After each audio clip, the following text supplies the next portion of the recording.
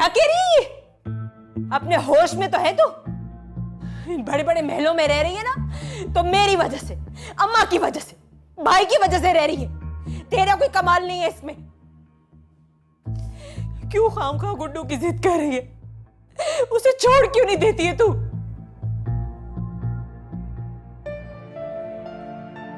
इसे तो बचपन से ही दुश्मनी है मुझसे, अच्छी तरह से पता है।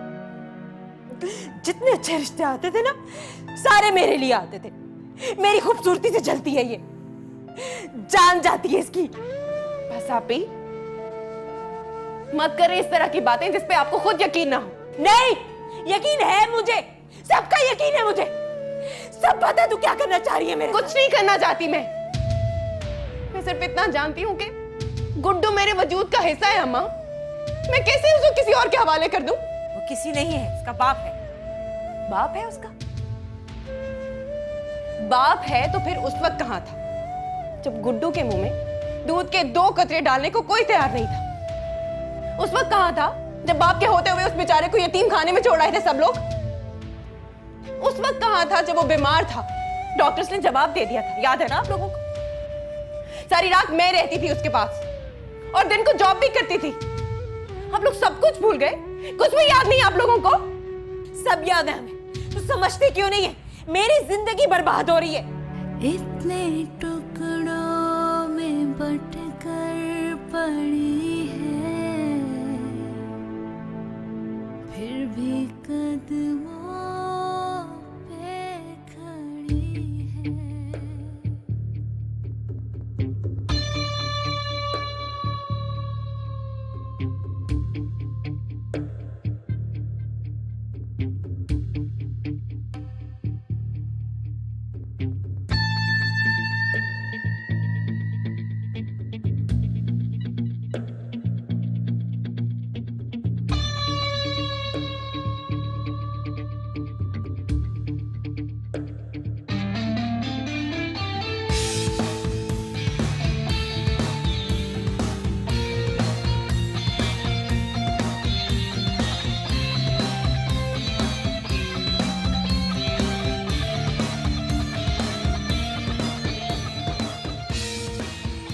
सईद,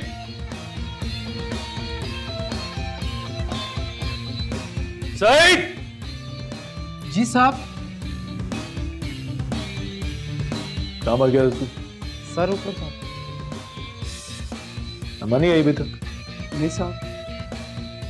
अच्छा सुन, जब अम्मा आए ना तो मुझे बता देना, बड़ा जरूरी काम है मुझे। ठीक है साहब।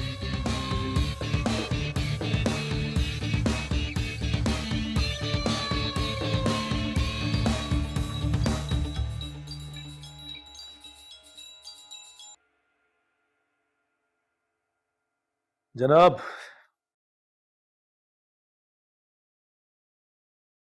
पैसे भी हैं और ज्वेलरी भी है, और कुल मिला के 25-30 लाख हो जाएंगे। अब तो बात बन जानी चाहिए ना।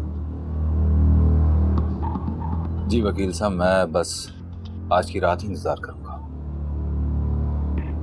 कल फिर वैसा ही करेंगे जैसा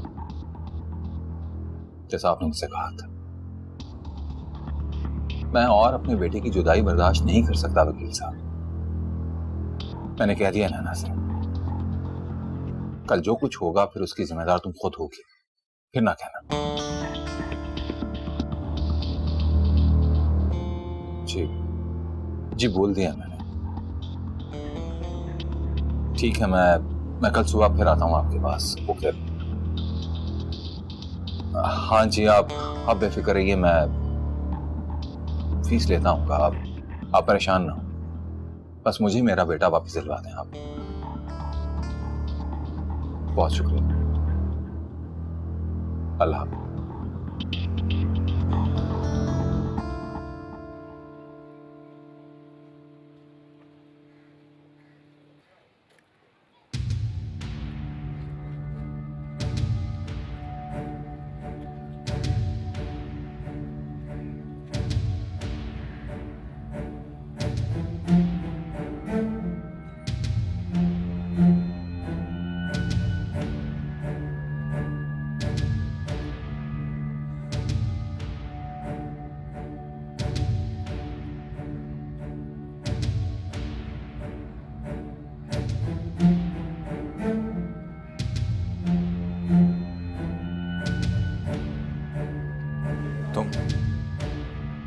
हाँ।